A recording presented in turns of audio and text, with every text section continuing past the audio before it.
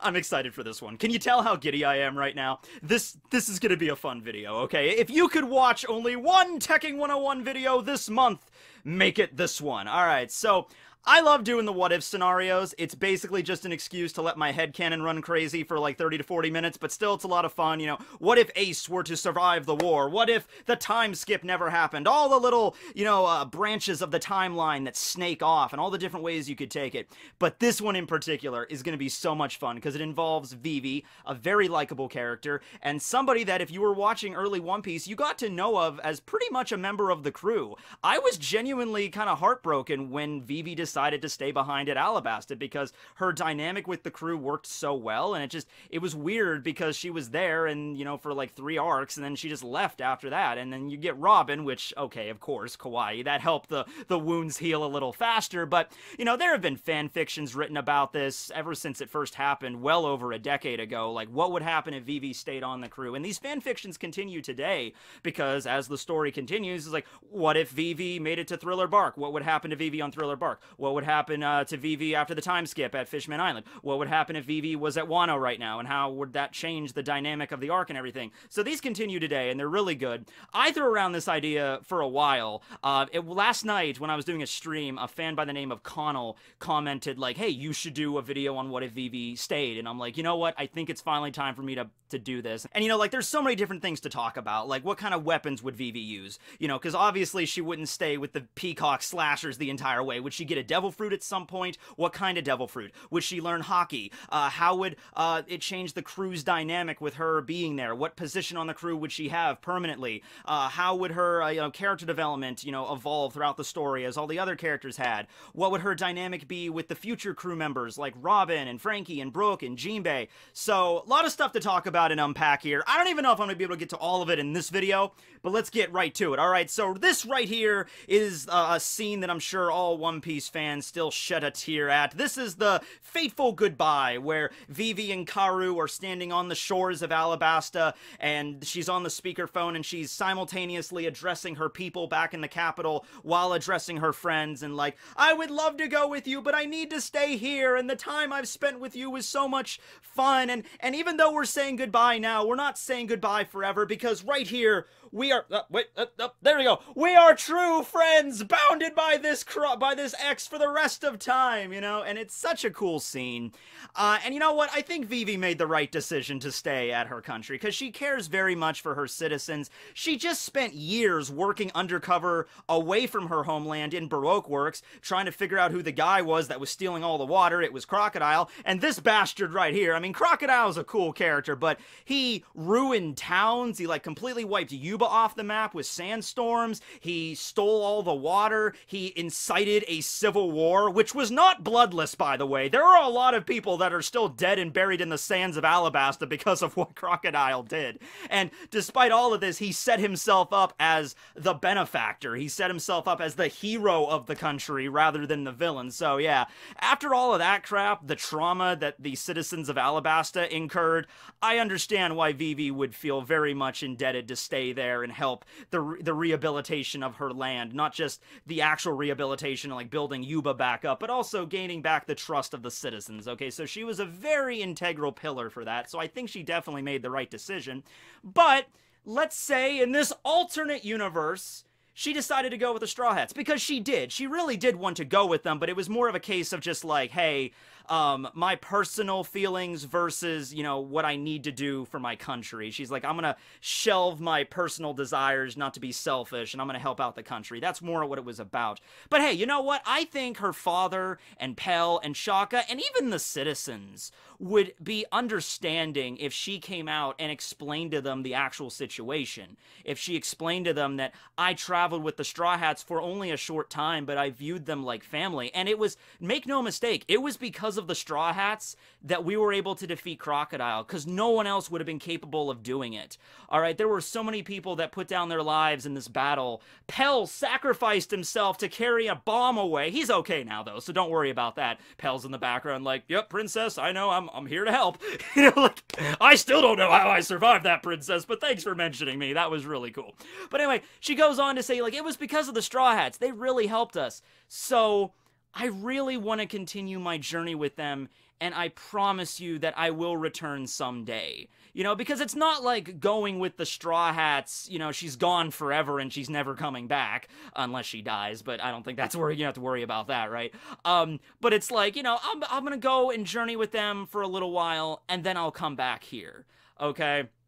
Now, I don't know, that might be, maybe the citizens might view her a little bit like, okay, that's kind of a selfish thing to do, but I think a lot of people would be cool with her doing it. You know, her father and Igaram, they might be like, oh, because they were worried about that. They even, like, saw an image of Vivi as a pirate, you know, which is a very, oh man, what's the best adjective for me to describe her outfit? Swashbuckling. It's a very swashbuckling outfit there, Vivi. But, yeah, Igaram and Cobra were very concerned. They're like, oh no, the princess is going to run away and be a pirate, whatever shall we do, king?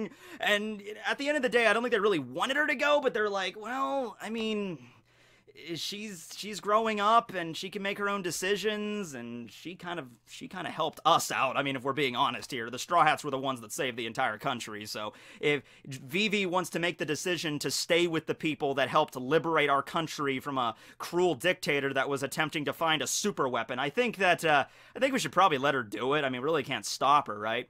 So yeah, let's say she decided to go with the Straw Hats. She meets them at that rendezvous point with Karu. Karu is kind of an included add-on on this. You can't have Vivi join the crew and not Karu. Karu's coming along as well, okay? Which I really wish I had like a rubber duck or something. I do have this, you know, I have this old duck pot that I made in like 2nd grade, so we could put that over here. Oh, I also have inside of this Pokeball here, I have a Psyduck, so that's close enough for Karu. There you go. There's Karu. Okay, anyway, yeah, let's say they're at the rendezvous point on the shore, and maybe it's a very similar scene to when Usopp rejoined the crew. Like the Sunny is out to shore, and then Luffy stretches out his arm, and then Usopp grabs on. I made a farty sound there, and then they, you know, sent back, and Usopp rejoins the crew, and everyone's happy. Maybe it's something very similar there, where Luffy extends his arm, and you know, Vivi grabs onto Karu or hops on his back, and then Luffy like wraps it around Karu, and like, and Karu's like, quack, and they get sent flying over the ocean, and they land on the Mary, and they sail off into the distance. And it's like, Vivi has officially joined the Straw Hat crew. She's there to stay until the end of their journey. So, all right, now before we even get to talking about how her dynamic on the crew what would her job be, and how she would interact with like Robin and all the future crewmates, and before we even get into moving on, let's talk about how this would affect her standing as a princess and everything, okay? Because I originally thought, man, it would actually be rather advantageous for the crew to have a princess, because let's say they get to an island and they need a way to get into some really prestigious event. You could have Vivi walk up and be like, I'm the princess of the Alabasta Kingdom. Can you please let me in? And she'd be like, oh, yes, sure, Madam Vivi of Nefertari. Because the Nefertari family, that's one of the original families that started the world government. They're not technically celestial dragons, because they decided to stay in their homeland back when, you know, the initial split occurred. When all of the families that founded the world government decided to leave their homelands to go to Marijwa, the Nefertari family decided to stay put. So technically, if the Nefertari family would have stayed in Marijwa, Vivi would be considered a celestial dragon to this day, but she's not. But she still has the same blood, so it's still a very important name to have. So I thought about like, ooh, that could be her use. You know, she could basically get anywhere she wanted because of her pedigree, because of her title.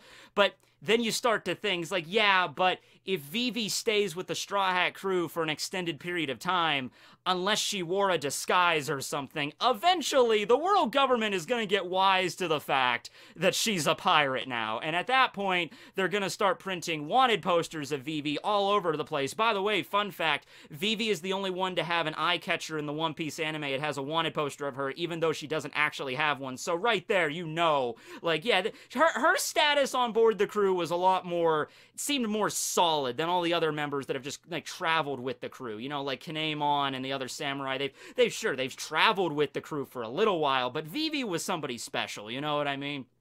So anyway, I think Law also got the eye catcher too, but you know, he has his own crew, so that makes sense. But Vivi never had a wanted poster. But in this scenario where they're traveling, eventually the world government would get wise to the fact, like, okay, Nefertari Vivi now turned pirate and she's traveling with the Straw Hats. Yeah, we got to issue a wanted poster for her and everything. It might actually be a fairly high number just because that she is the princess of a kingdom and she's a Nefertari. They might just want more money just for that alone. That would actually be kind of funny if her first wanted poster, let's say it gets issued probably around the same time as like the others during post Enies Lobby, you know, after the big event where all of the crew members got a bounty. Let's just assume that's the same point she would get a bounty as well. Like Luffy's is 300 million, Zoro's is 120. Say Vivi's is like a solid 100 mil.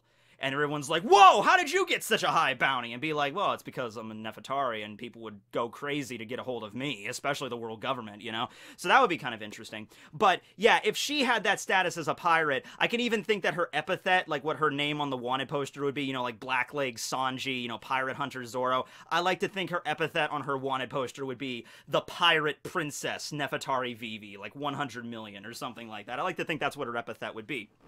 But how would that affect Alabasta?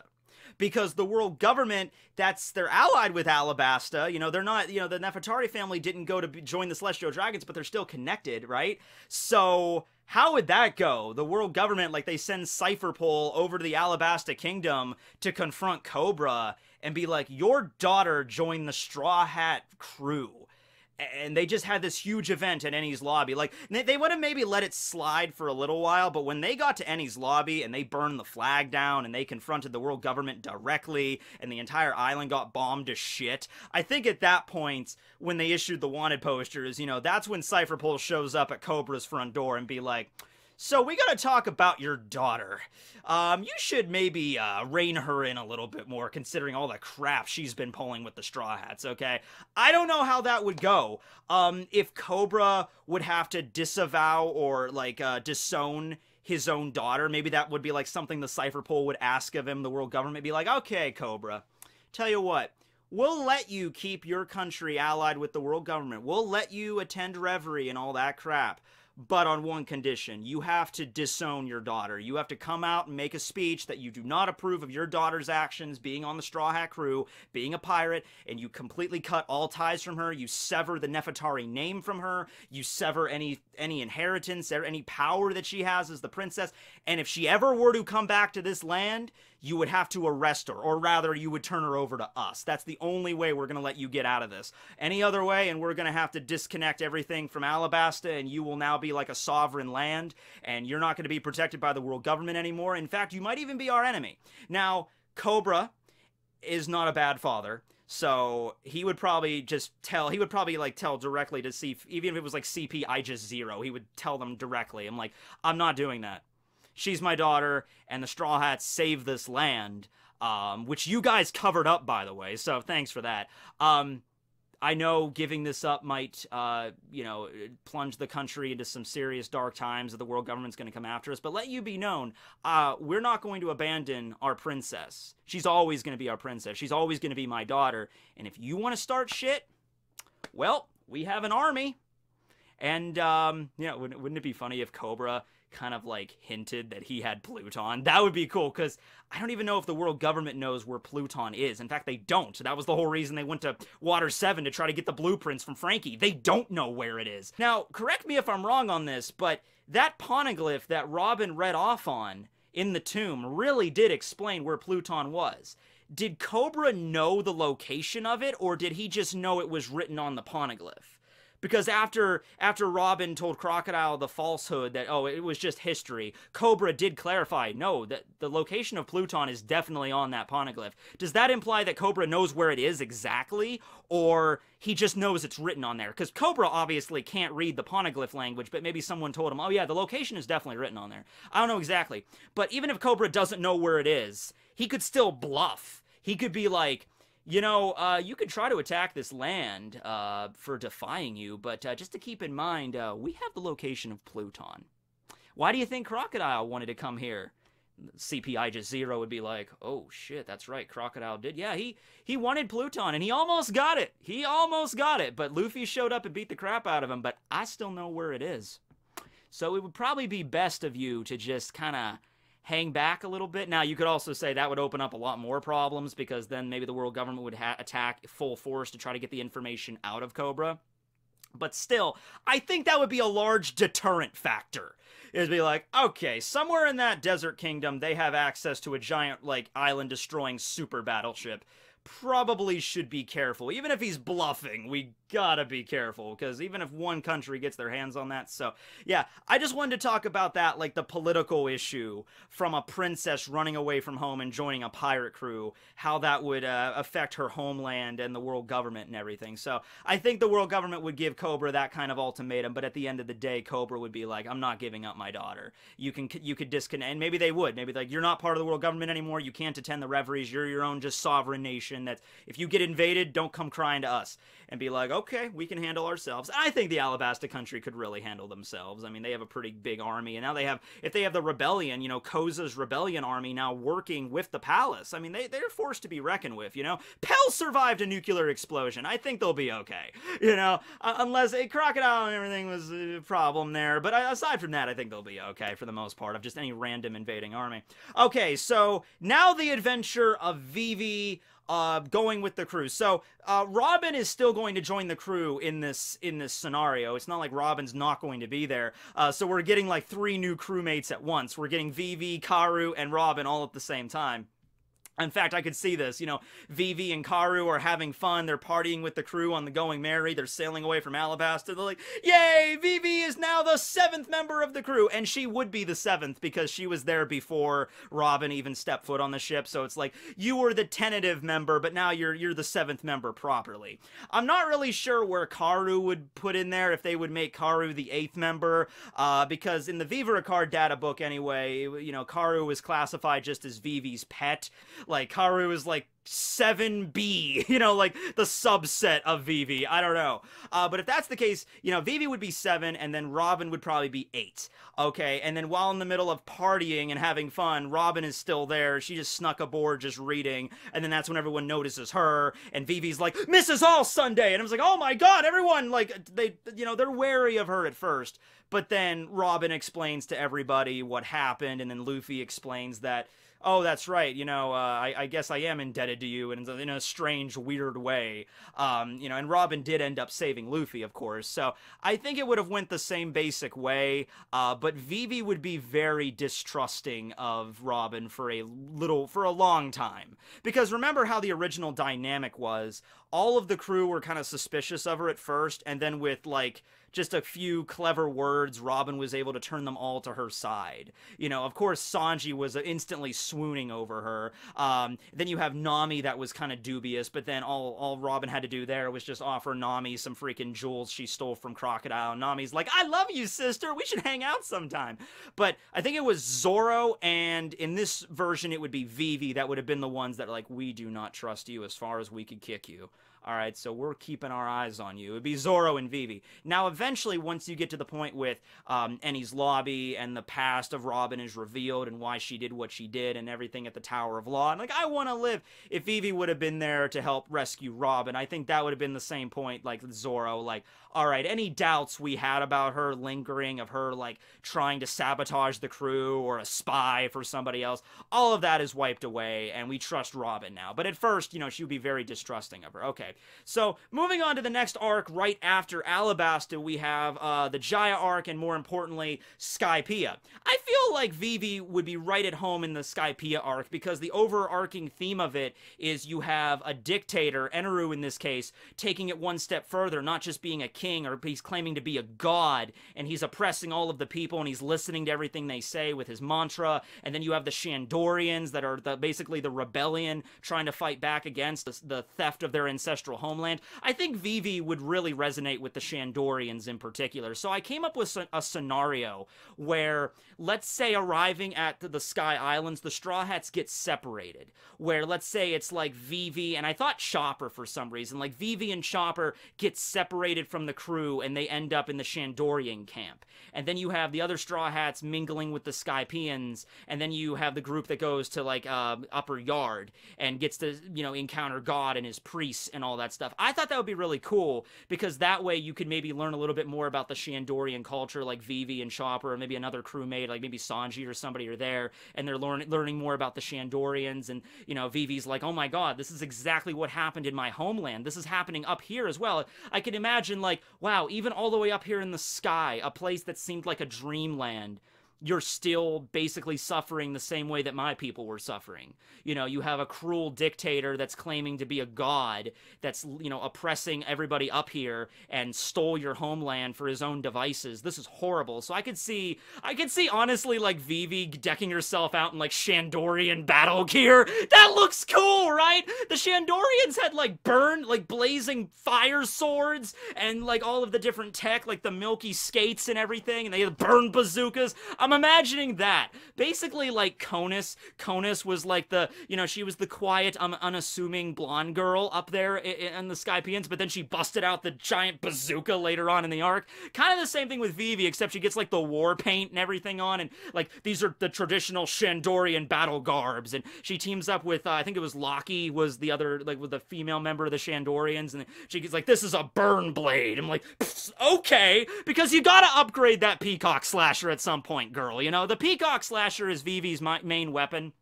It's basically a chain that's, like, linked with a bunch of razors on the side, and at the very end there's, like, a super sharp blade, and she twirls them around with her pinky fingers, and she just, you know, slices things, and they're very, very sharp. She can cut through, you know, if a normal riffraff soldier gets hit by one of those things, they're gonna get cut, they're gonna go down. She can slice rock and things with them. I think we've seen her use them like that. And she can also, like, grab onto things and, like little miniature, like razor whips, I guess. But very much like Nami's original, like the bow staff she had back at East Blue. It was just a regular weapon. She had to upgrade that at some point. Now, Vivi might still keep the Peacock Slashers on her, kind of in the same way that, yeah, Nami has the climb attack now, but the overall design of the climb attack is still the same as her bow staff. For the most part, it's a staff weapon. It's just that this has weapons on it as well. Like, she can also summon electricity and, you know, all these different weather phenomenon and stuff like that. But it's still a staff, so she can use it like that. So maybe something like that. Like, after Skypiea, after Usopp gets his hands on dial technology, he'll figure out a way to attach dials to the Peacock Slashers, upgrade them in some way. Maybe not, like, swinging them around with her pinkies. Maybe, like, an actual whip. Like, so not so much on your finger, but just, like, a chain whip. Kind of like in Castlevania, like the Morning Star kind of thing that Simon Belmont has. Get a freaking chain whip that's, like, decked out with razors and sword blades on the sides, and then add a freaking flame dial on the end of that, and just boom! And then anything she hits, like, explodes in fire. Or maybe she has two of them, you know, like, she keeps them on her holsters. One has fire, one has a lightning dial on it or something, and, you know, or maybe she could swap out the dials for different effects, adds a breath dial onto one of them, and just create a big gust of wind to knock her opponents away, you know. So maybe a whip. That would be a better design than just the Peacock Slashers, because that, she could maybe keep them on her. Like, maybe she could keep them hidden, because that was one of the benefits of the Peacock Slashers. She could keep them in her sleeves or whatever and just whip them out whenever she needed. So let's have her have some whips to fight, because we haven't seen anybody else on the Straw Hat Crew fight with whips yet. We've seen it with, like, Sadie back at Impel Down. We saw her fighting with a whip, but I think a whip would fit Vivi rather well. Much better than, like, her holding a sword or something. I also thought maybe about bow and arrow, but I like the whip more. She keeps that on her sides, like a buckler for that, but then she can also have, like, you know, them hidden inside of her sleeve. And so if she ever gets separated from her whips or something, or she's up against a wall and a villain is pressing against her, she can, like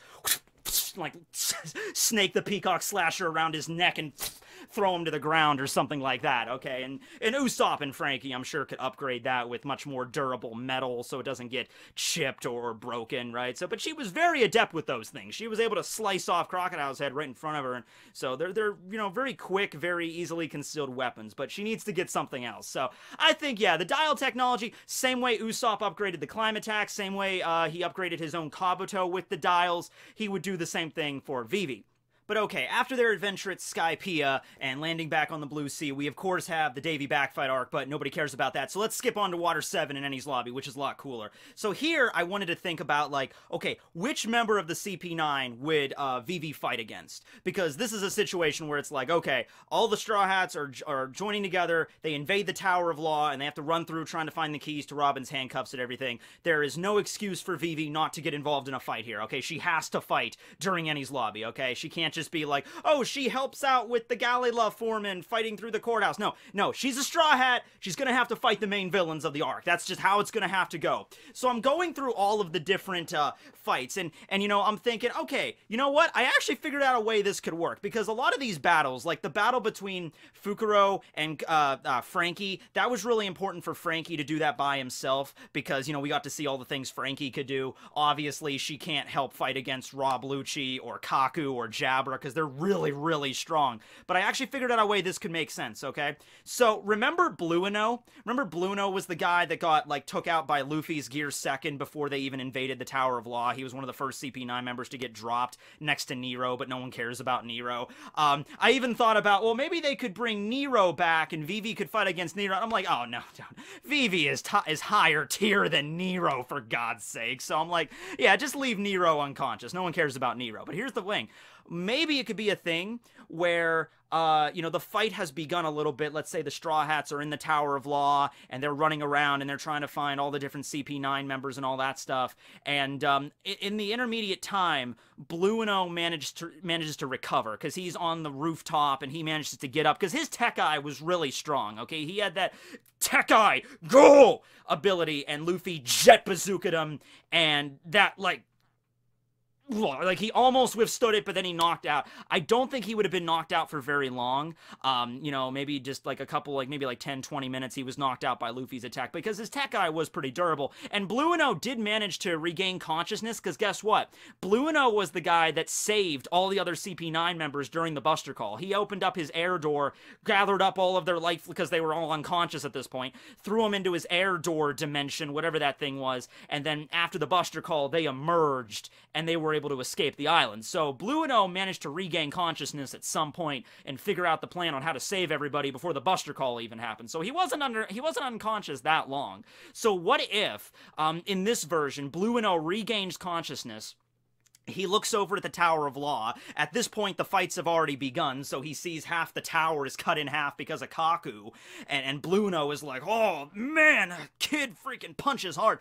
I need to get over there. So how does Blueno get over to the Tower of Law? Well, that's an easy one. He just opens up the door, because he can go anywhere. That's his power. So he goes in there, he shows up in the Tower of Law, and he's looking around, and he ends up running into Vivi. Now, Blueno was not the strongest member of CP9. He ranked in the lower echelon. I think it went like Khalifa, and then Fukuro, and I think like Blueno. He was like the third from the bottom, not including Nero. So I think that, and Spondum as well. Spondum isn't included in this, because Spondum would have been the absolute lowest. And also, Vivi is higher tier than Spondum as well. So let's have Vivi fight against Blueno. Let's have them go, and let's just assume at this point she got some extra tech from Usopp, and she's got like the burn whips and the electric whip and all that crap from freaking Skypiea and all the Shandorian like fighting technology and all that stuff. And she started fighting Blueno, and the fight was a lot more like a definitive like finish for Blueno rather than Luffy, because Blueno was pretty much just a punching bag for Luffy. It was pretty much just like, I'm just gonna show you my new technique, Gear 2nd. Blueno really didn't have anything against that, and Luffy just curb stomped him after he activated Gear 2nd, and that was what Blueno was really for. I like Blueno, though. He had a cool Devil Fruit and everything, so I wish he would have gotten, like, a serious fight, other than just Luffy, like, Jet Pistol, wait, pull, Jet Rifle, pull, what the hell, Jet Yari, pull, hey, kid, you need to slow down, and, you are going way too fast in a 45-mile-an-hour zone, oh, man. And then just Jet Bazooka, and he got floored. At least here, we get to see maybe some other combat-based abilities with his Door Fruit, and Vivi could figure that out, and, you know, she could fight against Blueno, and maybe the fight might not end with, like, Vivi, like, giving, like finishing blow to Blueno. Maybe the fight would end with her right about, like, he's right about to, you know, get taken out by her attack, and then Blueno decides to jump in through a door, and he's all banged up, and then the Buster Call starts, and he's like, oh, man, I need to get out of here. I need to gather everybody up and get the hell out of here, okay? But you know, that could be her fight. You know, that could be her moment where she just fights against Blueno and, you know, like one chapter or two chapters maybe of a fight there. That would be pretty cool, right?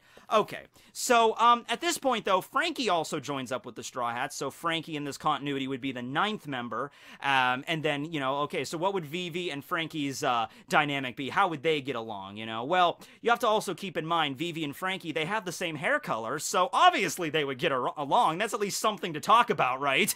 You know, I'm not saying Franky would be, like, hitting on Vivi. He's like, I have blue hair, you have blue hair. Well, you know, maybe Franky would have a line that's like, wow, girl, you're pretty super with that hair, right? And Vivi would just be like, yeah, okay, sure, cool, yeah, right. And, yeah, so I don't see any reason why they wouldn't be getting along all too much. Now, also because Franky is a carpenter and he has the skills on the crew and everything to build weapons and help out Usopp, kind of like, you know, fine-tune all of the devices he's been coming up with. So maybe Franky could come up with some sort of weapon for Vivi, you know, like, I'm not saying like Iron Man power armor, but some kind of armor. That would be cool for her to have, you know? Like, I'm just throwing something out there. I want her to be a different kind of fighter than Nami. You know, I don't want her to just be like, okay, Nami's kind of glass cannon-y, she has a weapon, and that's like, if she gets hit really seriously, then she's gonna go down. But I want Vivi to be a little bit different than that. Maybe have some defensive capabilities. Maybe even acquire a Devil Fruit at some point. You know, I was gonna throw in, like, when we get to Punk Hazard, you know, we had the whole thing with the Yuki Yuki no Mi. Maybe Vivi could eat the Yuki Yuki no Mi and get the snow powers, you know, like, because right after that point, maybe over the time skip she could have a Devil Fruit, and that could be her power boost over the time skip. You know, she, like everyone else of the crew, needs to train and get stronger, so she finds a Devil Fruit whatever island Kuma decides to send her to, and she's like, oh, Devil Fruit, okay, and she eats that at the beginning of the 2 years, and then she takes that whole time to train with it and get really good at it, and then she rejoins the crew, and boom, that's my power now. So that would be something, and that was something that Oda did not do with any of the other crew members. He didn't have any of the crewmates that didn't have a Devil Fruit eat a Devil Fruit during the time skip and come back with these crazy new powers. He kept it all within their original power group, you know? So yeah, that'd be cool to do that. So moving on now, the crew is on the Sunny, and they're traveling through the Florian Triangle. I would imagine Vivi's response to Brook would be the same as Nami's and Chopper's and Usopp's. They would be terrified of him at first, but they would eventually warm up to him.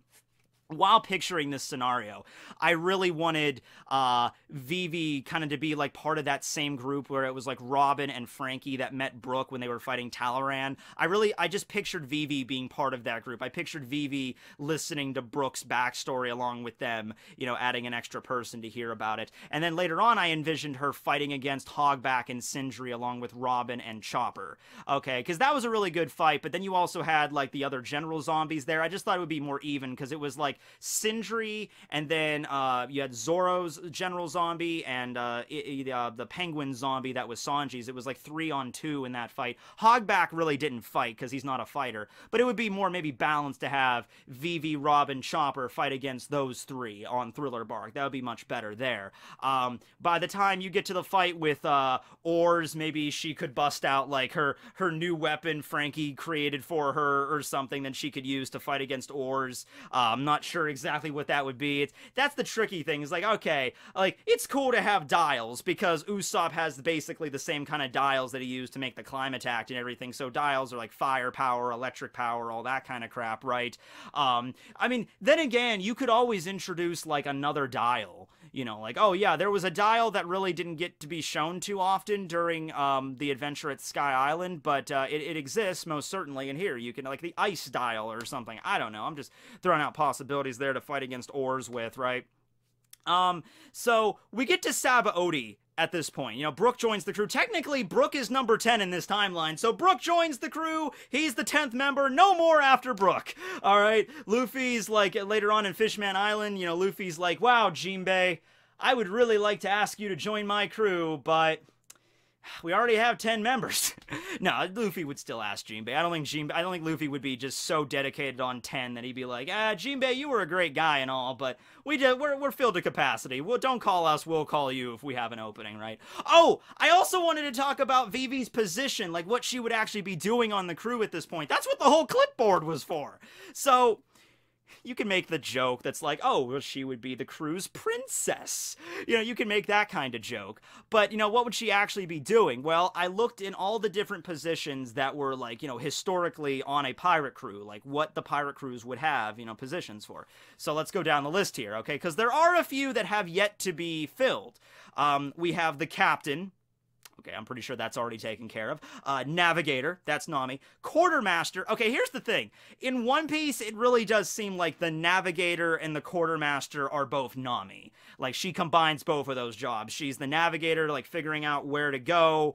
The sea artist, so to speak. That was another term for Navigator, a sea artist. And also, she is the quartermaster, because the quartermaster, after the captain, the quartermaster was probably the most important man, or woman, I guess, in this case, on the ship.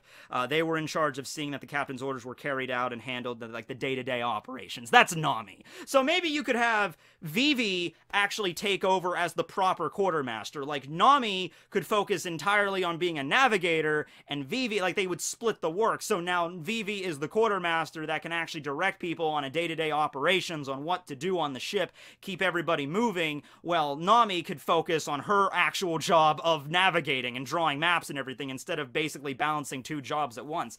That would be a cool idea, I thought. Also, there's a thing called the boatswain. Probably mispronouncing that, but, or the bosun. That's another way of bosun. That sounds like something Dosen would say when he's swinging his hammer. I'm gonna bosun you! Boom! But anyway, the bosun, get this, very important job, was in charge of the ship itself and keeping it in shape for travel and battle. That is an important job. I wasn't being sarcastic. That's a really integral job. They looked after the wood, the canvas, the ropes that were all vital importance on board. They would often lead shore parties with supplies when repairs are needed. They oversaw activities such as dropping and weighing the anchor, setting the sails, and keeping the deck clean. An experienced bosun was a very valuable person on the crew. They often got a share in half of a loot. So just basically somebody, not a very glamorous job, not as glamorous as like, you're the chef, responsible for cooking the food. You're the carpenter, responsible for fixing, but just a job, you know, like all the little things of the ship you don't think about, like when to drop anchor, where to dock, you know, like examining the ship and making sure everything's ship shape, so to speak. So that's a very important one. And then finally, we have the position of Cooper. The Cooper position is open, Vivi. This is all involving basically storage and just like supplies. So you're like the supply manager. Wooden barrels were very valuable as they were the best way to store food, water, and other necessities. And we've seen this kind of on the Sunny, but keep in mind the Sunny also has the aquarium and a fridge. So, you know, Oda's bending the, you know, the time frame a little bit. There is a refrigerator. So this job might not be as important in his, you know, from a historical context. You know, existing storage barrels had to be regularly inspected. Empty barrels were broken up. Okay, so basically someone in charge of, like, in this case, it would be like Vivi would be in charge of restocking cola, making sure they had enough supplies for the journey, which is something that Sanji was basically doing. Sanji was the chef and the Cooper, basically. He was making sure the foodstuffs were all stocked and everything. So either you could split the job with Nami, so Vivi could be the quartermaster, or she could be the boatswain, or she could be in charge of the storage. You know, or I mean, like, she doesn't necessarily have to have one of these positions. I mean, look at Robin. Robin is, like, her official title is the ship's archaeologist. Okay, I'm just gonna go out on a limb here and say most pirates did not have archaeologists and scholars as an actual position. I mean, if they had somebody on the crew that knew their shit about, like, history and everything, that's great, but it's not something that's really required, okay? So, you want to just say she's the ship's princess? Fine. She's the official duck groomer? I don't know. But I would like to think that her and Nami would kind of split the duty and help just run the ship's daily operations. So if you just want to combine all of those things, like quartermaster, boatswain, and Cooper all together into one, that's what Vivi would do, you know? Okay, so that's her position, okay? So now we get to Sabaody, all right? And this is the moment when the crew gets separated, okay? So I had to visually picture what would happen if the entire crew got, you know, they're fighting Kuma, and they all get sent flying to different destinations, and it was Vivi was the last person standing.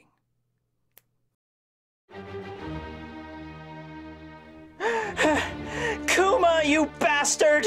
You sent all my friends flying off in other directions! I guess I have no choice. I didn't want them to see my true power, but you have forced my hand!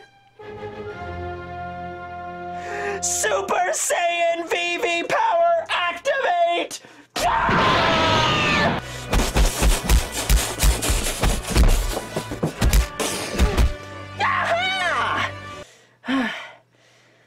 Don't worry, friends. I will instant transmission over to your respective locations. VV will save you all.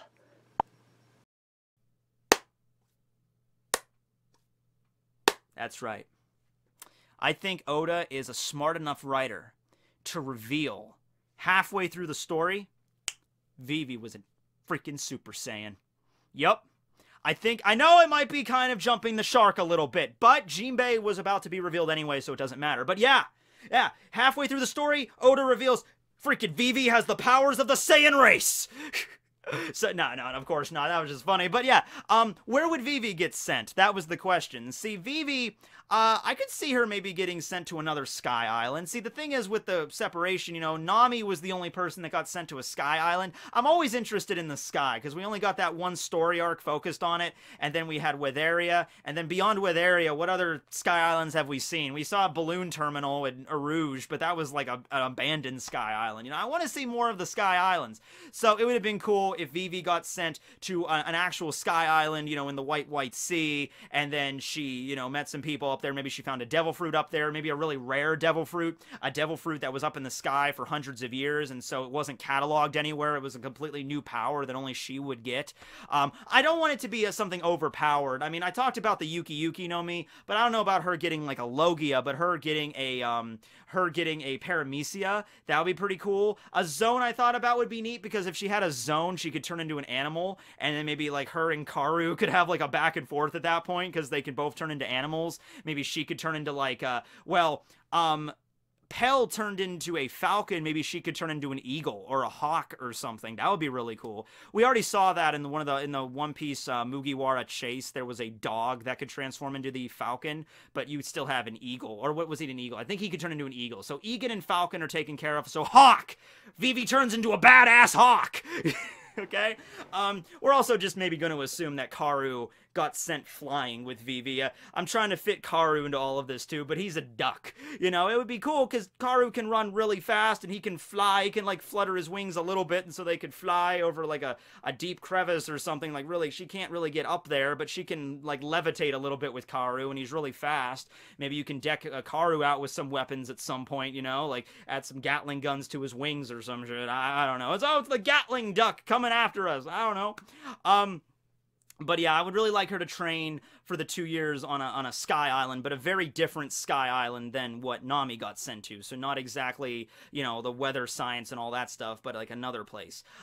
Or rather than that, you could also send her to an island that had a situation very similar to her. Maybe she gets sent to an island, a kingdom that's in ruins. Not just like in the middle of a civil war or anything, but she arrives at an island that has maybe like a few villages, and the country is just in shambles, and it's not allied with the world government, and she finds like there's like a capital and there's like the castle, but it's all crumbled, and maybe the 2 years could be spent with her trying to like figure out a way to help out the citizens rebuild their country.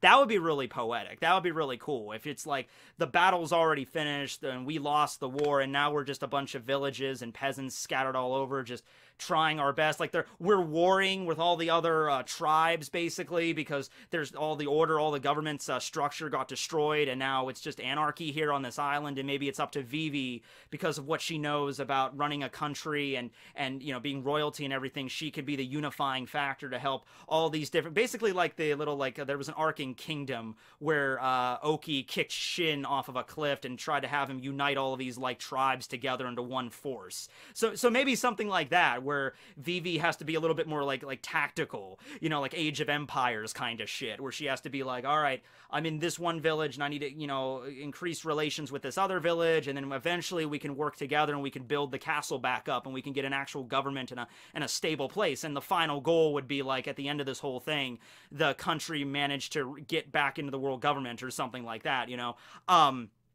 Right. I mean, like, it wouldn't be very interesting to watch, you know, but it wouldn't be watched. It would be over the time skip. It would be over the course of 2 years she would do this.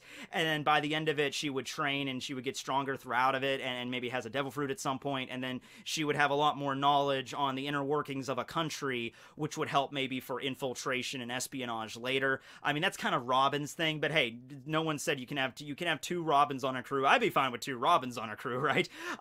Yeah, so maybe something along those lines, you know, something playing to like a different kind of training than all the other Straw Hats had. She would have like some type of training to increase her power, but you know, other things as well. Now, after the time skip, when all the Straw Hats reunite at Sabaody, of course, I mean, if we're gonna go with the logic that Nami got and Robin got then I'm assuming Vivi also got so picture that for a little bit. Actually, you don't need to picture it. Listen, man, I've had to do a lot of research just gathering all these Vivi images for today's video, right? And let me tell you something. I was going over DeviantArt and just like looking for Vivi images, not even searching for anything provocative, but let me tell you something. If you're ever curious, the two big fetishes that are swarming around Vivi for whatever reason, and I've seen these with other One Piece characters, but it was a lot more prevalent with Vivi, was the foot fetish thing. There was a lot of stuff involving Vivi, like with a foot fetish, and then there was also, I don't even know what the name for this is. Maybe it's some version of BDSM, but it's like Vivi getting all like tied up and gagged. That was also a big thing. I don't know why, but that's huge right now, apparently, with Vivi. So, okay, whatever, there you go. But, yeah, I mean, she would come back from the time skip and Sanji would see, like, oh, Nami, Robin, Vivi, oh, you're so absolutely beautiful. And beautiful, but busty, but beautiful. Okay, great. Now, when the Straw Hats fought against the new Fishman Pirates, there actually weren't enough of them for all of them to get, like, a straight-up fight. Like, you know, like, Usopp fought against the Cookie Cutter Shark dude, Chopper fought against Dosun, but when it came to Nami and Robin, they were kind of, like, shoved to the back. They kind of just fought against, like, other random members of the Fishman Pirates there. You know, like, I think Robin took out that Hamun guy that showed up at the very beginning of the arc. Nami basically was just in the background fighting against, like, a bunch of riffraff. So at that point, I'm like, screw it, you know, have Vivi, Nami, and Robin team up and defeat one of the members of the new Fishman Pirates, like the Cookie Cutter guy or something, you know, because it's like, all of the Straw Hats kind of clashed with each member for a little while. Like, I think Zoro clashed with Dosun, but eventually Zoro ended up fighting against Hyozu, and Chopper was the one that took out Dosun. So maybe you could have that. You know, you could have maybe them fight against one of the members like Icarus, and maybe you could have Frankie come in with the final attack, the Radical Beam or whatever. But I would like to see them have a serious fight. Or, you know what? Better yet, this is a better way, a solution to this problem. In this continuity, Oda just creates one more member of the new Fishman crew. Well, let's just have him do that. Let's just have him, like, one more member. Just, I don't know, here is a, well, we already had a pufferfish. Let's have a clownfish Fishman. All right, a clownfish Fishman, or a sea anemone Fishman, or somebody that is a sea anemone a fish? I'm pretty sure it isn't. But you have some kind of other member of the new Fishman Pirates, and that person is the one that fights against Vivi, Robin, and Nami, all teaming up together, so they actually get, like, a moment where they have, like, a combination attack or something and take them out. Something there, because, you know, that was the moment where we got to see all of the fruits of the Straw Hats, like, training. Like, we got to see Frankie's Radical Beam and Chopper's, like, controlled monster point, like, Pame! And we got to see the Impact Wolf from Usopp. I want to see, like, okay, let's see Nami and Vivi and Robin's, like, ultimate finishing moves together and take out one of the members of the crew really easily. Let's do that. Yeah, sure. Fine. Punk Hazard, I already mentioned this with the Devil Fruit, the Yuki Yuki no Mi, but maybe she could get that. And I also think she would be the same thing with Nami. She would be very, very caring for the children of Punk Hazard, just like, oh my god, this is horrible. And she would hate Caesar probably as much as Nami does, and wouldn't really like to have him around very often, okay? But yeah, she would definitely help out the kids there. Now, getting to Dressrosa, this is interesting. This is very fascinating, okay? Because Alabasta and Dressrosa are very similar to one another. There's differences. There's not like a carbon copy, but you have, like, Doflamingo, who's a warlord ruling over the country, but pretending to be, like, a savior or a king, kind of the same thing that Crocodile did. You have him running this slave trade underground, kind of the same thing with Baroque Works that Crocodile was running. You have Rebecca, who isn't the princess, but is, like, related to the princess, and she's the girl that has to kind of deal with all this stuff and the oppression. You had Viola. So I think at this point, and it's very possible also, Vivi might know Viola and Rebecca maybe from a previous Reverie. Maybe not necessarily, well, we don't know actually if Viola attended Reverie with Doflamingo. Yeah, how would that have worked? You know, Reverie that occurred while Doflamingo was the head of Dressrosa, would Doflamingo have went to the Reverie like 4 years ago?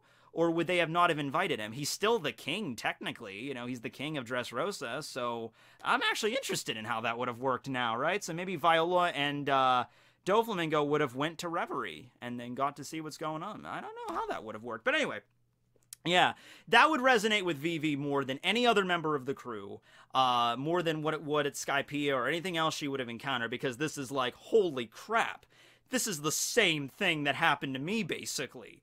Okay, so honestly, I know what you're going to say when I say this, but just bear with me on this, okay? I want to see a moment where Vivi and Rebecca confront Doflamingo.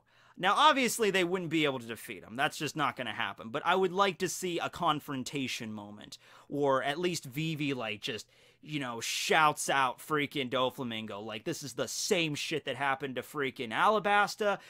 You people just won't stop. What's wrong with you? Like, she's getting hysterical because she's remembering all the crap Crocodile pulled. And it's like, it's happening here. Like, oh, I'm stronger now. I'm not going to let this shit happen. And she fights against Doflamingo. And maybe the fight, it gets interrupted or something. It's certainly, I don't want it to be a thing where she just gets like, oh, Doflamingo's like Parasito and just poof, quit hitting yourself, and just knocks her away. I want it to be something where maybe she could get like a scratch out on Doflamingo, like some sort of injury, and then maybe the fight gets interrupted by Luffy and Law, or something else occurs and Doflamingo has to leave, or maybe a fight against one of his Black Knights. That would be also really cool. Like maybe Vivi goes all out and she busts out everything she's learned with traveling and with the Straw Hats and the 2-year time skip and everything, and she has a Devil Fruit maybe at this point, and she just starts fighting, beating the crap out of Doflamingo, and she's right about to deliver the final blow, and she's boom, and she's like, I did it, I defeated the bastard, and then he just explodes into strings, and Dofi's Black Knight is just like laughing. He's disintegrating into strings, and you could just hear his laugh in the room, like and then Vivi's just standing there like this expression, basically, this expression as the strings are just in the wind. And then we can continue, like, the final epic battle between Luffy and Doflamingo could occur then. But it's likely because she put out everything she had, but she was just only strong enough to take out one of his clones.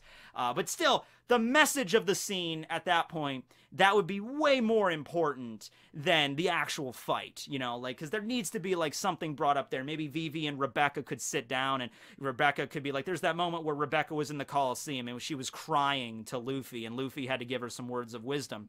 Maybe you could have that same scene, but instead of Luffy and Rebecca, it's Rebecca and Vivi, because Vivi's been through this. So she can really relate to what Rebecca's going through here. And, you know, a chance to comfort her and tell her, like, you know what? Me and my friends, we took out Crocodile, and we defeated, you know, him and his organization, and we saved our country, and we're going to do the same thing for you. So don't worry. We're going to be okay. And maybe she can comfort her and tell her about her issues and everything like that. That'd be really a cool scene to see. But, yeah. Now, at that point, though, we now get to, well, then we get to Zou, and then we get to right now in Wano, which I think Vivi in a kimono would be very adorable. I think that everybody would have to think that, right? We're not really that far into Wano right now, but I think Vivi would, here's the thing, Wano is an isolated nation. So they would not really know anything about if Vivi was a well-known pirate, just like they don't know that Luffy is a pirate, you know, like Kaido does, but not the rest of the people of Wano. So this is the only place, I think, where Vivi could really pull off the I am nobility. And she has, of course, she's grown up in that environment, so she would definitely know how to talk the talk and walk the walk. And quack the quack, so to speak. So she would definitely be able to fool the people of Wano, the nobility, that she was one of them. She could bill herself as like, I am the princess from a foreign land, which is actually true. And she could do all these really, like, maybe she has like a unique dance, like an Alabasta kind of dance she could pull off and impress everybody and be like, oh, yes, she is the new not national treasure, but like an attraction to this nation of Wano. Like, we've never seen anything like this before, right? So at that point, she might be able to be honored as a guest to the country and to the shogun's palace, right? Because I don't think maybe even the shogun doesn't know that, oh, she's a pirate and she used to be a princess but not anymore or anything like that.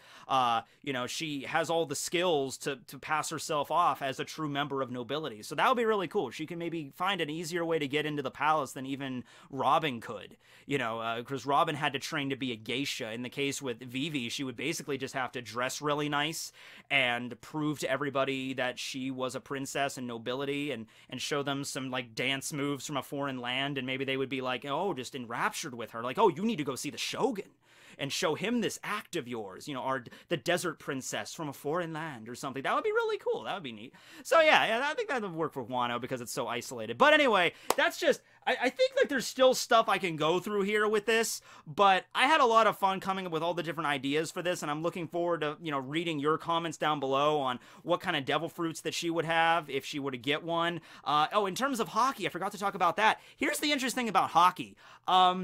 I think there might be an argument that she could awaken conquerors. I mean, if she's nobility and she's a member of the Nefertari family, and she certainly has a very strong will, you know, I could see her awakening that. Maybe you just want to play it safer. We can go with some observations, some really keen observation kind of thing. But conquerors, man, that would be neat. Or no, maybe it would be Karu. Karu would be the true one that awakens, you know, the conquerors Haki. We think it's Vivi, but it's actually Karu. But yeah. So let me know what you think below. If Vivi were to stick with the crew, maybe go into, because I can't go into super detail on every single arc. I would be here for a very long time. But if you want to go into a little bit more detail on Thriller Bark or Punk Hazard, the other arcs I kind of glossed over as Zoe, let me know down below. Yeah. So anyway, thanks for watching, everybody. Techie 101 signing out. I hope you enjoyed my headcanon for the day.